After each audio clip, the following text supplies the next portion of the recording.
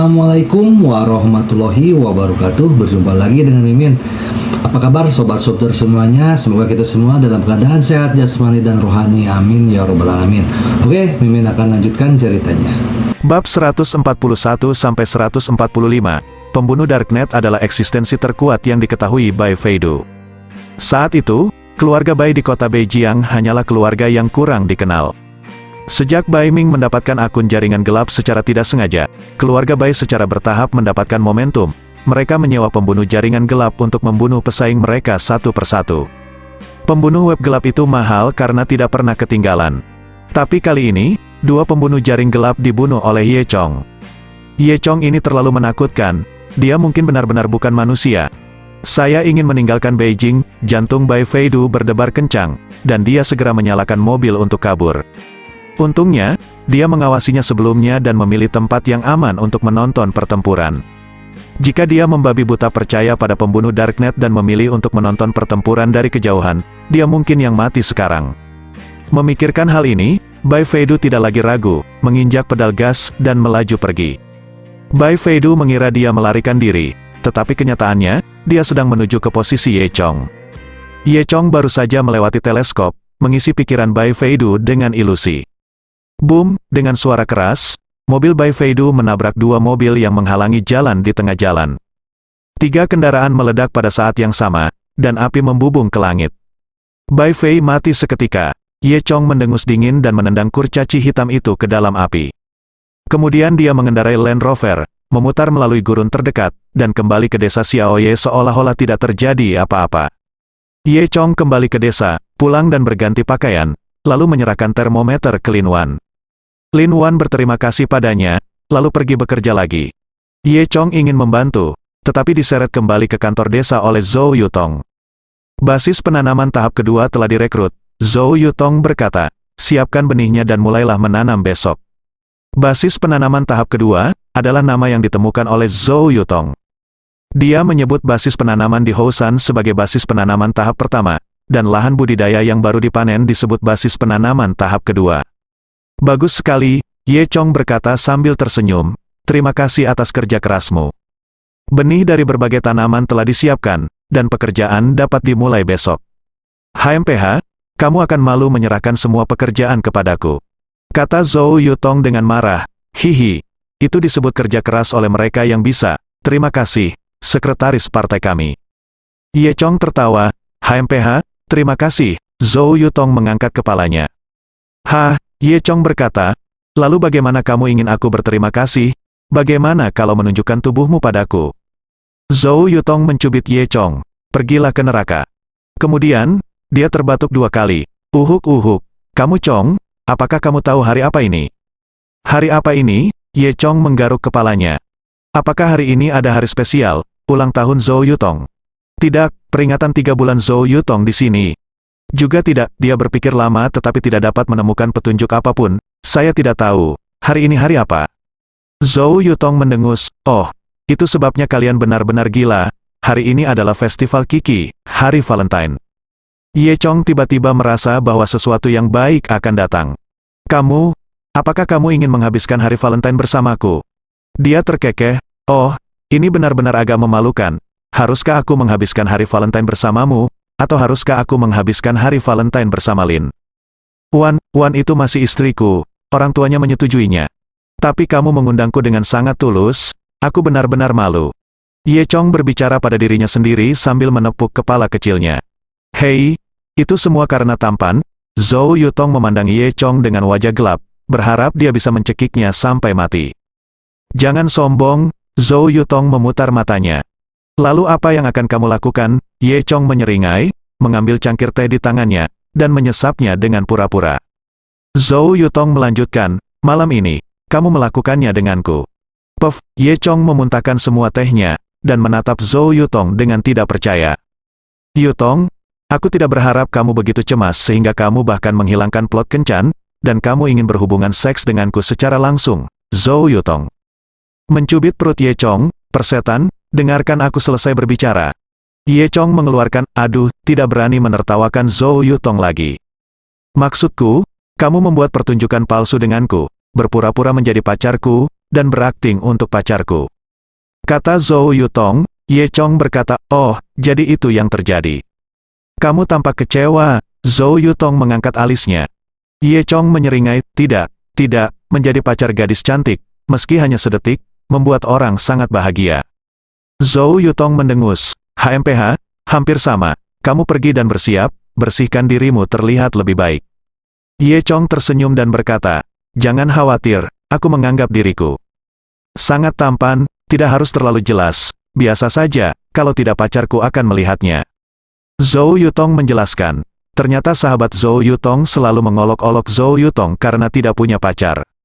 2 hari yang lalu, sahabat saya menelpon untuk mengatakan bahwa saya sudah lama tidak bertemu dengan Anda dan ingin melakukan obrolan video. Zhou Yutong tahu di dalam hatinya, obrolan video macam apa, bukan hanya untuk memamerkan pacarnya, lalu mengambil kesempatan untuk menertawakan dirinya sendiri karena tidak punya pacar. Saat itu, tidak ada koneksi internet di desa tersebut, jadi Zhou Yutong menolak dengan alasan ini. Akibatnya, ponsel tiba-tiba mendapat sinyal 4G pagi ini, dan dia dengan senang hati masuk ke Kiki, hanya untuk ditemukan oleh sahabatnya. Sahabat saya bersikeras untuk melakukan obrolan video malam ini, dan mengatakan bahwa hari ini adalah hari Valentine, yang merupakan hari yang baik. Zhou Yutong tidak punya pilihan selain setuju.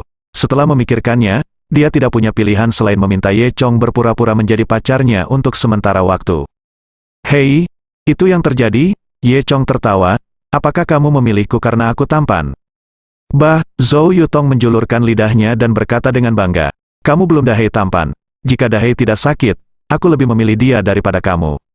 Dahei adalah anjing hitam besar di desa yang pernah memberikan kontribusi penting dalam insiden zombie. Ye Chong tertawa 2 kali, lalu berjalan keluar desa. Begitu dia keluar, dia bertemu dengan Lin Wan yang kembali dari rumah penduduk desa. Ye Chong, ada sesuatu yang ingin kukatakan padamu. Lin Wan menghentikan Ye Chong, ada apa? Nah, apakah kamu punya waktu malam ini? Lin Wan bertanya, mata Ye Chong berbinar, tidak mungkin. Dia bahkan tidak tahu bahwa dia sangat populer. Waner, mari kita berterima kasih kepada Tuhan, Buddha, dan Yesus karena telah menciptakan festival yang begitu indah, sehingga kamu dapat menemukan kesempatan untuk menyatakan cintamu kepadaku. Tapi kenapa menunggu sampai malam? Sekarang sama saja ya. Lin Wan terkejut, apa yang kamu bicarakan? Waner, jangan malu, hari ini bukan hari Valentine. Apakah kamu tidak ingin berkencan denganku? Karena kamu adalah istriku. Aku akan melakukannya, pertimbangkan kamu dulu. Ye Chong tertawa, Lin Wan tiba-tiba menyadari bahwa hari ini adalah festival Kiki, dan dia sangat prihatin dengan penyakit anak-anak di desa sehingga dia melupakan festival ini. Ini tidak bisa disalahkan pada Lin Wan, desa kecil jarang peduli dengan festival ini. Jika sahabat Zhou Yutong tidak mengingatkan Zhou Yutong, saya khawatir Zhou Yutong tidak akan peduli hari ini. Lin Wan terkekeh, Ye Chong, aku tidak menyangka kamu cukup romantis. Tapi aku tidak mencarimu berkencan, aku ingin berdiskusi denganmu tentang flu anak-anak di desa, seperti ini, Ye Chong. Kecewa garuk kepalamu, bagaimana? Lin Wan berkedip, berpura-pura saja aku meminta nasihat medis darimu. Ye Chong benar-benar dalam dilema, di satu sisi, dia berpura-pura menjadi pacar Zhou Yutong, dan di sisi lain, dia sedang mendiskusikan flu anak-anak dengan Lin Wan. Mana yang harus Anda pilih? Meski berpura-pura menjadi pacar sangat menarik, tampaknya bisnis Lin Wan adalah bisnis yang sebenarnya. Jadi haruskah Zhou Yutong dipilih, atau haruskah saya memilih Zhou Yutong? Atau pilih Zhou Yutong? Ye Chong tersenyum dan berkata kepada Lin Wan, ngomong-ngomong, Waner, aku tiba-tiba teringat bahwa ada sesuatu yang harus kulakukan malam ini. Mengapa kita tidak membahas masalah flu besok? Kenapa kamu pergi? Ye Chong tersipu, dia tidak bisa memberitahu Lin Wan bahwa dia menolak Lin Wan karena dia ingin bersama Zhou Yutong. Jadi Lin Wan tidak bisa disalahpahami sampai mati. Ya, aku akan pergi ke gunung belakang malam ini. Kenapa pergi ke gunung belakang? Untuk melihat ginseng orang tua itu. Lihat ginseng orang tua itu, ya, ginseng orang tua itu punya menjadi baik-baik saja. Festival Kiki jika Anda tidak melihatnya, saya khawatir itu akan keluar untuk mencari ginseng wanita. Lin Wan tersenyum dan berkata, kamu berbicara omong kosong. Itu benar, Ye Chong menyentuh hidungnya, aku pergi dulu sampai jumpa. Malam itu, Zhou Yutong pergi ke sungai untuk mandi lebih awal, dan kemudian kembali ke rumah. Dia mengeluarkan satu set piyama sutra ungu miliknya yang berharga dan menggantinya. Melihat waktunya hampir habis, dia mengirim pesan teks ke Ye Chong, kemarilah. Tidak lama kemudian, Ye Chong melangkah ke pintu kamar Zhou Yutong. Begitu Zhou Yutong membuka pintu, Ye Chong tertegun. Rambutnya diikat di belakang kepalanya, piyamanya memiliki garis leher yang longgar, bercak putih di dadanya, dan kalung emas kecil tergantung di lehernya. Keliman piyamanya sangat pendek, memperlihatkan paha yang ramping dan indah. Kulitnya yang putih dipadukan dengan piyama sutra ungu yang murni dan agak centil membuat orang gatal. Melihat penampilan konyol Ye Chong, Zhou Yutong tidak bisa menahan perasaan geli. Melihat Ye Chong lagi, dia hanya mengenakan sepasang celana besar, dan dia berkata sambil tersenyum, "Yutong, aku akan tidur." Zhou Yutong menatap kosong pada Ye Chong, "Kamu mesum, bisakah kamu memakai beberapa pakaian?" "Bukankah ini jelas dan alami?" Ye Chong tertawa, "Pacarmu bisa menyelamatkanmu dari melihatnya." Zhou Yutong hendak kejang ketika dia tiba-tiba melihat luka pisau panjang di bahu Ye Chong. Lukanya masih segar dan merah menyala. Pada siang hari dia terluka oleh serangan diam-diam oleh katai hitam. "Ada apa denganmu?" Zhou Yutong bertanya. Ye Chong berkata, "Tidak apa-apa, saya dirampok dalam perjalanan pulang hari ini. Tapi saya bertindak berani dan terluka oleh gangster itu. Bukankah kamu sangat kuat? Bagaimana kamu bisa terluka?" Zhou Yutong bertanya dengan prihatin. Ye Chong terkekeh. "Saya tidak sengaja dilukai oleh gangster untuk melindungi para sandera." "Yutong, apakah Anda merasa tertekan?" Zhou Yutong mendengus. "HMPH, menurut saya Anda tidak baik-baik saja. Cepat dan temukan selembar kertas pakai bajumu." Ye Chong tersenyum, kembali ke kamar untuk mencari kaos putih untuk diganti, dan kemudian kembali ke kamar Zhou Yutong. "Hei, hati-hati, biarkan Lin Wan melihat bahwa sudah waktunya untuk salah paham terhadap kita." Zhou Yutong dengan hati-hati menyeret Ye Chong ke dalam ruangan, lalu menjulurkan kepalanya untuk melihat kedua sisi pintu, dan menutup pintu setelah tidak melihat apa-apa. "Jangan khawatir, Lin Wan pergi ke rumah Bibi Li untuk menemui dokter untuk bayinya, dan dia belum kembali," kata Ye Chong. Zhou Yutong menunjukkan senyuman. "Saya mendengar dari Lin Wan bahwa Anda menolak undangannya karena Anda datang ke tempat saya. Saya tidak berharap Anda cukup baik." Dia tidak bisa memberitahu Zhou Yutong bahwa dia datang ke sini karena menurutnya tempat ini lebih menarik. "Oke, ayo pergi ke Kang," kata Zhou Yutong. "Baik." Ye Chong menyeringai dan menyelinap ke tempat tidur Zhou Yutong. Aroma yang samar. Zhou Yutong memandang Ye Chong dengan wajah gelap. "Mengapa kamu sangat bahagia?" "Aku hanya berkata untuk duduk di Kang sebentar." Dia berpikir lagi, "Hei, untungnya aku tidak berjanji Lin Wan. Kalau tidak aku tidak akan bisa melakukan hal yang baik malam ini." Zhou Yutong mencubit perut Ye Chong dengan keras. "Maksudku duduk. Duduk. Ayo duduk sebentar. Saat aku selesai mengobrol dengan sahabatku, kamu segera keluar dari sini." "Itu dia." Ye Chong memasang tampang kecewa, lalu mengambil bantal dan meletakkannya di punggungnya, bersandar di dinding. Zhou Yutong duduk di sebelah Ye Chong. Bau harum menusuk lubang hidung. Zhou Yutong hendak menghidupkan teleponnya ketika dia tiba-tiba memikirkan sebuah pertanyaan. "Tidak," kata Zhou Yutong. "Ada apa? Aku memberitahu sahabatku hari ini bahwa aku tidak punya pacar, tapi tiba-tiba aku membawamu keluar di malam hari. Sahabatku pasti akan melihat bahwa itu palsu." Zhou Yutong berkata. "Dia akan lebih menertawakanku. Kalau begitu bagaimana kalau kita benar-benar melakukannya sebentar dan menunjukkannya pada pacarmu? Dia pasti akan mempercayainya," kata Ye Chong sambil tersenyum. Zhou Yutong mencubit Ye Chong lagi. "Pergilah ke neraka." Ye Chong mengeluarkan "aduh" dan buru-buru menghindari cakar kecil Zhou Yutong. "Bagaimana dengan ini? Kamu bersembunyi terlebih dahulu, dan kemudian ketika kita sedang mengobrol, kamu ditemukan secara tidak sengaja." Zhou Yutong berkata, "Kalau begitu aku akan berpura-pura malu." Zhou Yutong menjentikkan jarinya. "Haha, aku seperti itu jenius." Setelah selesai berbicara, dia mendorong Ye Chong ke samping. "Lihat aku. Kamu harus berpura-pura tampil dengan santai nanti." Kemudian, Zhou Yutong menyalakan telepon dan terhubung ke video sahabatnya. Ring ring ring, seorang gadis di ujung telepon menghubungkan video itu. Gadis itu berkata, selama 5 detik sebelum dia mulai berbicara, "Yutong, lama tidak bertemu." "Hihi, ya, aku juga merindukanmu. Yutong, sepertinya berat badanku turun.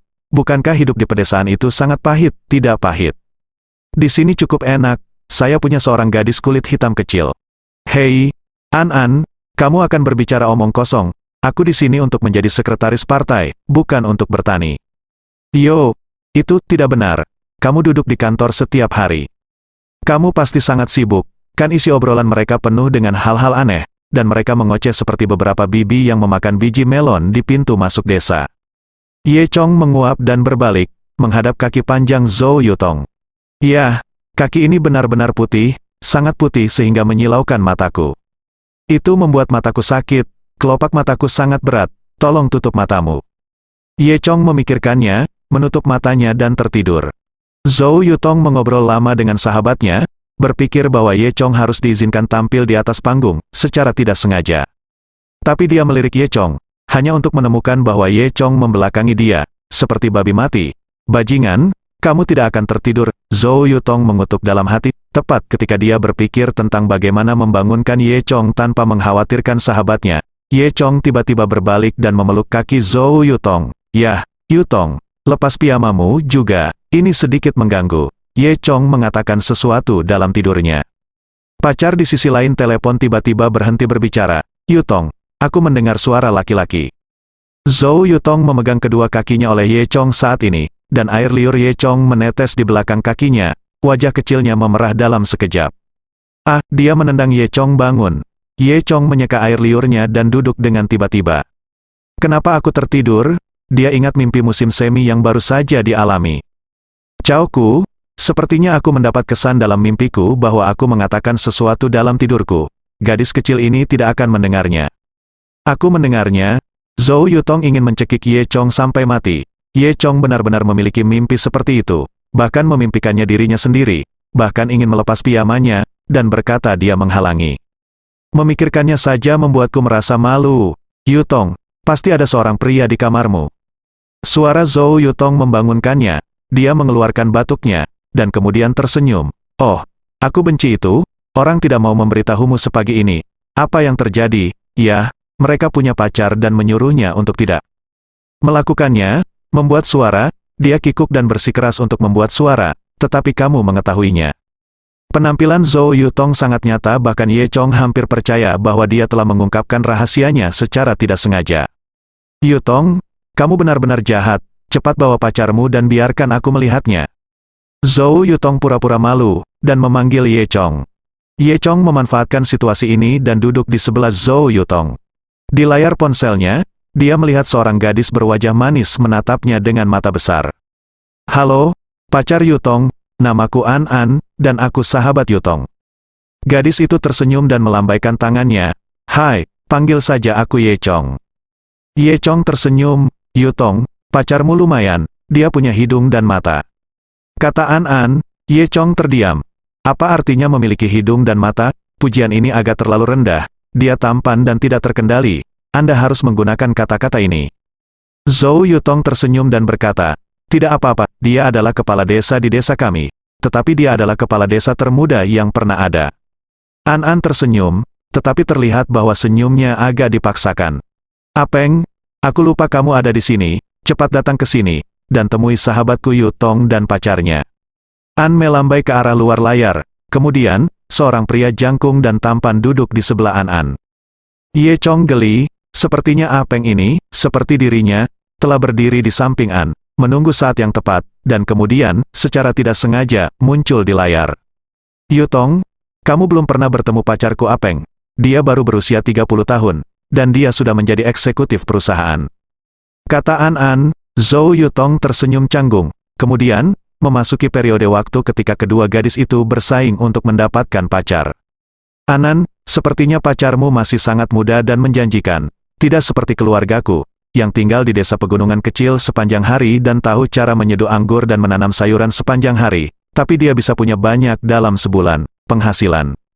Yutong, Apeng keluargaku juga tidak bagus, penghasilannya hanya beberapa juta setelah bekerja keras sepanjang tahun. Keluarga saya, Ye Chong, membayar sendiri pembangunan jaringan di desa, bukankah ini satu-satunya cara untuk terhubung ke internet? Rumah, jalan-jalan di kota telah diperbaiki. Keluargaku, Peng, akan berinvestasi dalam peralatan baru untuk setiap rumah sakit di kota. Dia adalah orang yang baik hati. Keluargaku, Ye Chong, dia juga sangat baik. Dia mengatakan kepada saya kemarin kami ingin mendirikan asosiasi anjing liar nasional. Ye Chong menatap Zhou Yutong tanpa berkata-kata, berpikir bahwa akan gila jika wanita berkompetisi.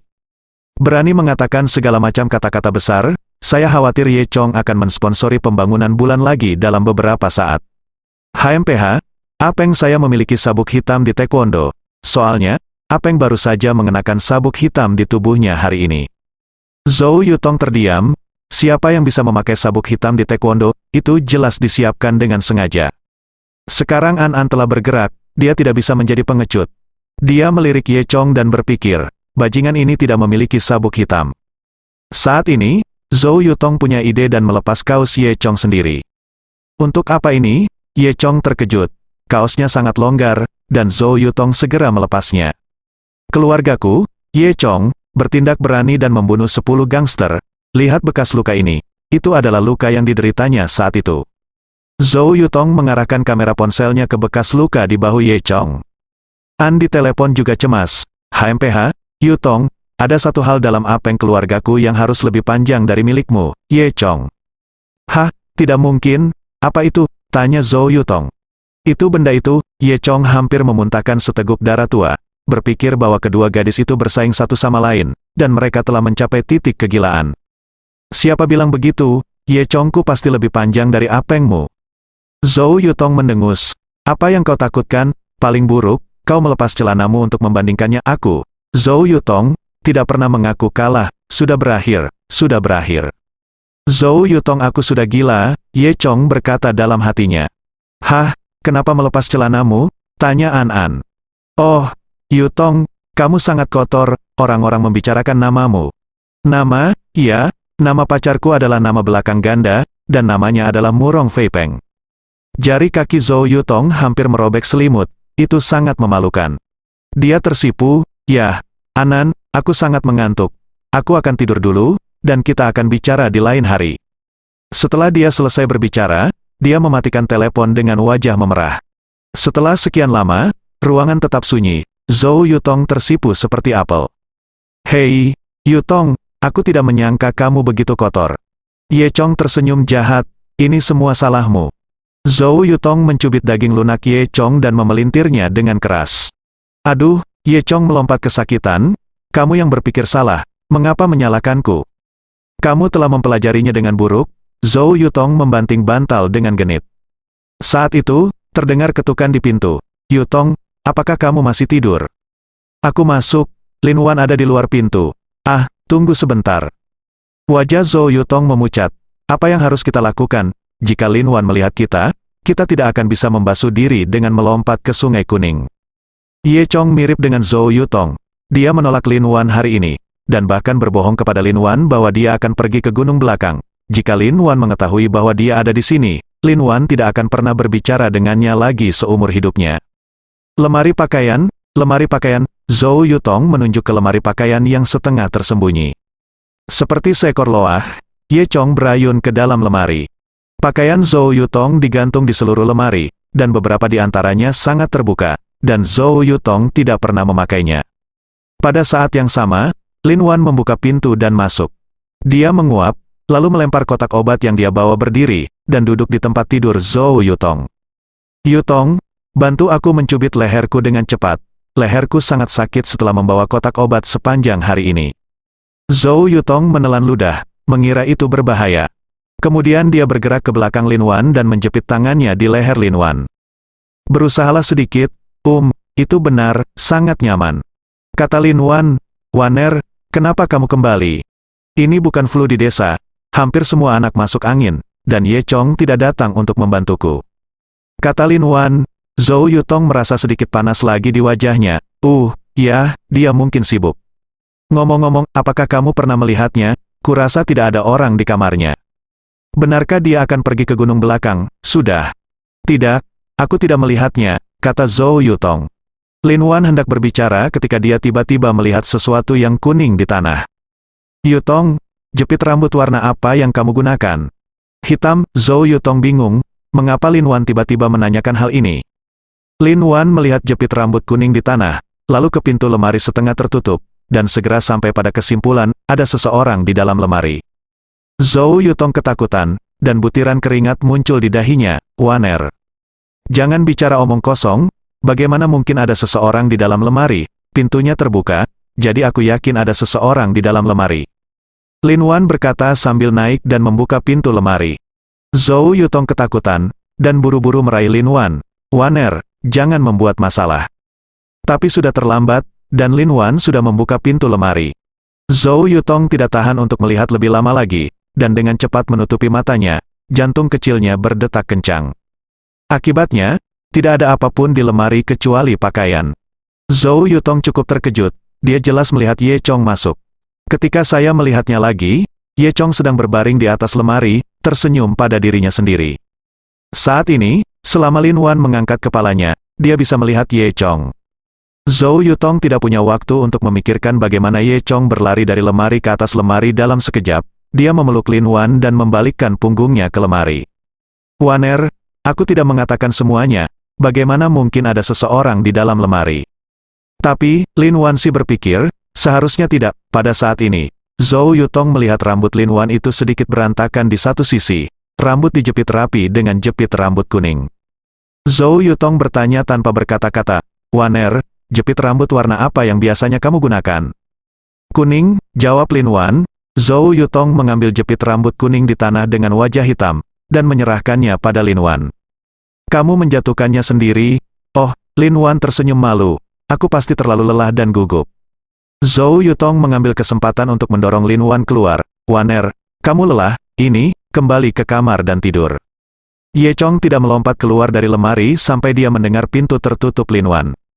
"Membuatku takut sampai mati." Zhou Yutong menepuk dadanya. Ye Chong tersenyum dan berkata, "Itu benar-benar berbahaya sekarang. Bagaimana kamu bisa sampai ke atas lemari? Aku akan bergegas."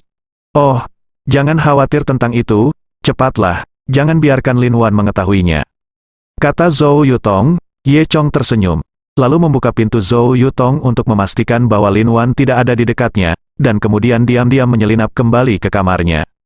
Melihat Ye Chong pergi, Zhou Yutong menghela nafas lega, berpikir bahwa malam festival Kiki ini benar-benar berisik. Mereka tidak tahu bahwa kota Beijiang juga terganggu malam itu. Kabar kematian Bai Feidu membuat gempar di kota Beijiang. Apalagi di saat genting ini, perang antara keluarga Bai dan keluarga Lu telah mencapai puncaknya. Kematian mendadak Bai Feidu seharusnya tidak membuat imajinasi semua orang menjadi liar. Orang-orang yang terkena dampak pusaran perang ini semuanya terjaga sepanjang malam, memperhatikan perubahan situasi. Keluarga Bai mengalami pukulan besar, dan banyak sekutu keluarga Bai juga menjadi ambigu saat ini. Di tengah malam, Bai Ming yang berada di tengah pusaran ini menatap berita TV dengan dingin. Kecelakaan mobil yang tidak diketahui penyebabnya terjadi di jalan kabupaten, yang mengakibatkan kematian 7 orang. Pengawasan di lokasi kecelakaan rusak secara artifisial, sehingga situasi spesifiknya tidak dapat dikonfirmasi saat ini. Stasiun kami akan menindaklanjuti dan melaporkan. Setelah itu, beberapa korban dirilis di TV. Bai Ming menatap lurus ke foto Bai Feidu. Gelas di tangannya hancur, dia tidak menyadarinya. Bagaimana mungkin, Bai Ming tidak percaya bahwa putra satu-satunya meninggal seperti ini. Dia bahkan tidak tahu mengapa Bai Feidu muncul di jalan terpencil itu, apa yang dia lakukan di sana. Sampai Bai Yun, secara tidak sengaja, mengingatkan, turun dari jalan itu, lalu lewati jalan berlumpur, sepertinya desa Xiaoye. Desa Xiaoye, tiba-tiba Bai Ming teringat sesuatu, Ye Chong. "Iya, ini Ye Chong," Bai Yun berkata dengan kejam. "Mungkinkah Ye Chong benar-benar membunuh putraku?" Wajah Bai Ming berangsur-angsur menjadi berkerut. Fit sudah lama berkonflik dengan Ye Chong ini, kemungkinan besar ini. Bai Yun melanjutkan, Bai Ming membanting tinjunya ke dinding, "Saya ingin Ye Chong dan seluruh desanya dimakamkan bersama anak saya." "Ye Chong masih hidup sekarang," kata Bai Yun. Bai Ming mendengus dingin, "Pembunuh macam apa yang bisa? Saya sewa untuk 20 juta, saya ingin menghabiskan 200 juta untuk menyewa pembunuh termahal di web gelap, bahkan jika itu berarti bangkrut, saya masih ingin membunuh Ye Chong." Keesokan harinya, Lin Wan harus kembali temukan Ye Chong. "Ye Chong, pergi dan lihatlah, anak-anak di desa kita tidak menderita flu biasa, dan sekarang demam mereka semakin parah, kening." Lin Wan yang cemas ditutupi dengan butir-butir keringat. Ye Chong tidak menyangka masalah ini berkembang begitu serius, dan segera mengikuti Lin Wan ke desa. Di dalam desa, lebih dari selusin wanita duduk dengan cemas di depan pintu menunggu dengan anak-anak mereka di tangan mereka. Anak-anak ini semuanya berusia sekitar 3 atau 5 tahun, dan masing-masing memakai botol. Wajah kecil mereka memerah, jelas mereka demam tinggi. Aduh lurah, kamu di sini? Lihat Yofati saya, kenapa demamnya tidak kunjung reda? Terbakar jika terus seperti ini, aku tidak akan dibakar menjadi orang bodoh. Kepala desa memohon padamu untuk menyelamatkan bajinganku. Ketika semua orang melihat Ye Chong muncul, mereka segera bergegas mengelilinginya. Jangan khawatir, semuanya, dengan aku di sini, tidak akan terjadi apa-apa pada anak-anak, kata Ye Chong. Kemudian dia menarik lengan kecil Goudan, merasakan denyut nadinya, dan melihat pupil dan lapisan lidahnya. Setelah meletakkan telur anjing, dia memeriksa Daniel lagi. Semua orang tidak berani mengganggu Ye Chong, mereka semua memandangnya dengan tenang. Bagaimana? Lin Wan melangkah maju dan bertanya. Ye Chong mengerutkan kening, ini bukan flu biasa, ini adalah infeksi virus. Semua orang terkejut, meskipun mereka tidak tahu apa itu infeksi virus. Mereka merasa ada yang tidak beres ketika mendengar Ye Chong mengatakan itu bukan flu biasa. Tidak heran ini sangat serius. Ini semua salahku, kupikir itu flu biasa, kata Lin Wan dengan marah. Ye Chong menghibur, saya tidak bisa menyalahkan Anda, gejala awal infeksi virus ini sama dengan flu biasa, tetapi nanti akan jauh lebih serius, karena Anda bisa melihatnya. Apakah ada obatnya, Lin Wan? Bertanya lagi jalan, Ye Chong memberitahu Lin Wan beberapa jenis pengobatan tradisional Tiongkok. Menurut resep ini, minum obatnya dan biarkan anak-anak meminumnya, dan itu akan baik-baik saja, kata Ye Chong. Lin Wan menuliskan resepnya dan bersiap untuk mempelajarinya perlahan di masa depan. Kemudian dia bergegas kembali ke apotek sementara di desa untuk mengambil obatnya. Ye Chong berkata, meskipun saya dapat menyembuhkan anak-anak, jika saya tidak dapat menemukan sumbernya, saya khawatir seseorang akan terinfeksi di masa depan. Karena ini adalah infeksi virus, pasti ada sumber infeksinya. Anak-anak memiliki daya tahan yang buruk dan yang pertama sakit. Jika tidak dikendalikan, mungkin giliran orang dewasa, bahkan seluruh desa akan tertular, yang tidak kalah berbahayanya dengan wabah-wabah. Jadi Ye Chong harus menemukan sumbernya. Anak siapa yang pertama kali sakit? Tanya Ye Chong. Menantu perempuan ketiga Kiao mengangkat tangannya dengan gugup. Fatih Kiao saya telah sakit selama 3 hari. Kemana dia pergi bermain 3 hari yang lalu? Tanya Ye Chong. Dia tahu bahwa Fatih Kiao adalah yang paling suka bermain di antara anak-anak di desa. Tampaknya saya pergi ke tempat penampungan serangan udara yang rusak di utara desa, dan saya mulai batuk pada malam saya kembali. Kenang menantu ketiga Kiao, Ye Chong meminta semua orang untuk mendengarkan kata-kata Lin Wan, dan kemudian bergegas ke tempat perlindungan serangan udara di utara sendirian. Di sebelah utara desa terdapat lereng Loos, dan terdapat banyak tempat perlindungan serangan udara yang terbengkalai di dalamnya, yang konon merupakan peninggalan dari invasi Jepang. Lereng Loos itu sangat tandus, dan tidak ada cara untuk bercocok tanam, sehingga penduduk desa jarang pergi ke sana. Ketika Ye Chong tiba di sini, itu semua adalah warna Loos sejauh yang dia bisa lihat, lereng demi lereng. Berjalan ke puncak lereng, samar-samar Anda dapat melihat beberapa tempat perlindungan serangan udara. Bukaan banyak tempat perlindungan serangan udara telah ditutupi oleh semak-semak. Ye Chong berpikir dalam hatinya bahwa meskipun Fatih Kiao suka bermain, bagaimanapun juga dia masih anak-anak, jadi dia seharusnya hanya aktif di tempat perlindungan serangan udara terdekat. Dia mencari tempat perlindungan serangan udara satu persatu, dan ketika dia menemukan yang kelima, dia akhirnya menemukan anomali itu. Tempat perlindungan serangan udara ini berada di sisi lereng Loos yang teduh, dan pintu masuk gua sebagian besar terhalang oleh semak belukar. Begitu Ye Chong berjalan ke pintu masuk gua, dia bisa mencium bau busuk di dalamnya. Dia masuk sambil memegangi hidungnya, dan tiba-tiba menemukan seorang pria besar tergeletak di tanah. Pria besar itu tingginya sekitar 1,8 meter, dengan anggota tubuh yang kuat, dan dia adalah seorang praktisi pada pandangan pertama. Namun, ada lebih dari 40 luka tusukan di tubuh pria besar itu. Tulangnya cukup dalam, bahkan mantelnya robek menjadi compang camping, jelas dia terluka parah. Luka-luka itu belum didesinfeksi, sudah busuk dan meradang, dan bau busuk keluar darinya. Pria besar itu sudah diambang kematian, dan hanya tersisa nafas di hidungnya. Dia bahkan tidak memiliki tenaga untuk mengusir beberapa lalat yang tergeletak di tubuhnya. Mendengar Ye Chong masuk, dia hanya menggerakkan bola matanya. Di sebelah pria besar itu ada setengah ketimun dan 2 daun kol, yang jelas-jelas dicuri dari gunung belakang. Pantas saja Zhang Dalong berkata bahwa selalu ada orang yang mencuri sayur 2 hari ini, tapi tidak ada yang bisa ditangkap. Ye Chong mengira Zhang Dalong tidak memperhatikan ladang sayuran. Melihatnya sekarang, Dia benar-benar menganiaya Zhang Dalong, karena terlihat dari garis otot pria besar itu bahwa dia ingin mencuri makanan, tetapi Zhang Dalong tidak dapat menemukannya sama sekali. Dengan luka yang begitu serius, jika bukan karena aura sayuran di gunung belakang, dan pria besar itu mencuri sayuran lagi, pria besar itu pasti sudah lama mati. Saat ini, Ye Chong sudah mengetahui seluk-beluk masalah ini. Fatih Kiao pasti datang ke sini untuk bermain dan terinfeksi oleh bakteri dari luka meradang pria besar itu. Dia membawa virus itu kembali, dan semua anak di desa itu terinfeksi. Pertanyaannya sekarang adalah siapa pria besar ini?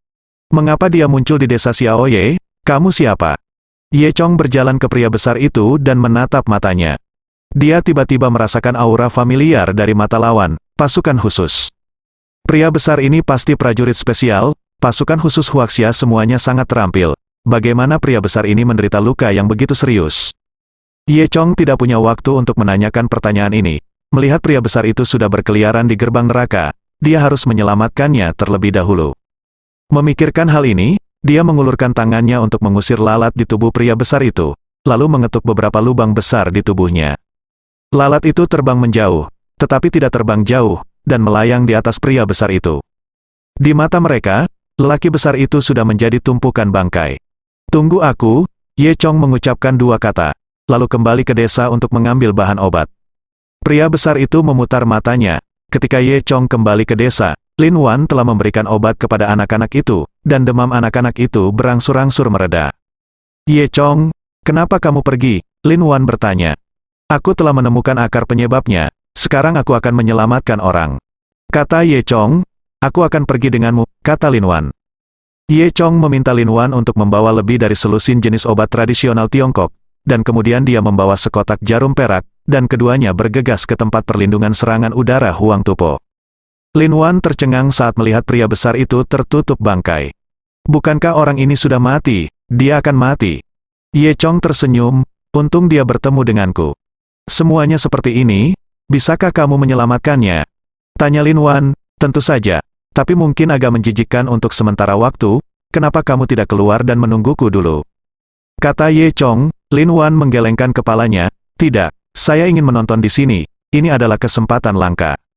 Ye Chong mengangkat bahu, apapun yang Anda inginkan, sekarang saya ingin menghilangkan semua daging busuk di tubuhnya, bantu saya mengambil yang busuk, daging yang baru saja saya bawa, hancurkan beberapa jenis bahan obat, lalu gunakan krim kecantikan hingga tercampur rata. Setelah berbicara, Ye Chong menempelkan jarum perak di belakang kepala pria besar itu. Salah satu saraf pria besar itu tertekan, tubuhnya mati rasa, dan dia tidak lagi memiliki indera peraba. Bahkan jika anggota tubuhnya dipotong saat ini, dia tidak akan merasakan sakit lagi. Kemudian Ye Chong mengeluarkan pisau bedah dan mengeluarkan semua bangkai dari tubuh pria besar itu. Pisau Ye Chong sangat cepat, sampai semua bangkai dihilangkan, dan banyak darah mengalir dari luka baru itu. Lin Wan menutupi mulut kecilnya, merasa seperti akan muntah. Meskipun dia sangat bertekad, bagaimanapun juga dia adalah seorang gadis, dan dia tidak tahan melihat pemandangan menjijikkan seperti itu. Ye Chong tersenyum, lalu mengeluarkan jimat giok, dan melakukan aura untuk menghentikan pendarahan lagi. Lin Wan selalu ingin mempelajari tangan Ye Chong. Dia ingat bahwa Ye Chong juga menggunakan metode ini saat dia mendetoksifikasi dirinya dari zombie. Dalam beberapa detik, pria besar itu berhenti berdarah. Kemudian Ye Chong mengoleskan salep kecantikan yang dicampur dengan tumbuhan ke luka pria besar itu, hampir menutupi seluruh tubuhnya. Setelah melakukan ini, Ye Chong melihat bahwa itu hampir selesai, dan kemudian mengeluarkan jarum perak dari belakang kepala pria besar itu. Seolah saluran di tubuh lelaki besar itu telah dibuka, dan rasa sakit di sekujur tubuhnya langsung mengalir ke otak lelaki besar itu di sepanjang saluran itu.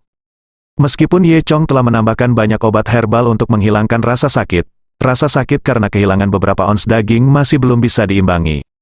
Pria besar itu tiba-tiba terbangun, menggertakkan giginya, berkeringat di seluruh kepalanya karena kesakitan, dan tidak menangis. Kamu bisa menanggungnya. Ye Chong tersenyum.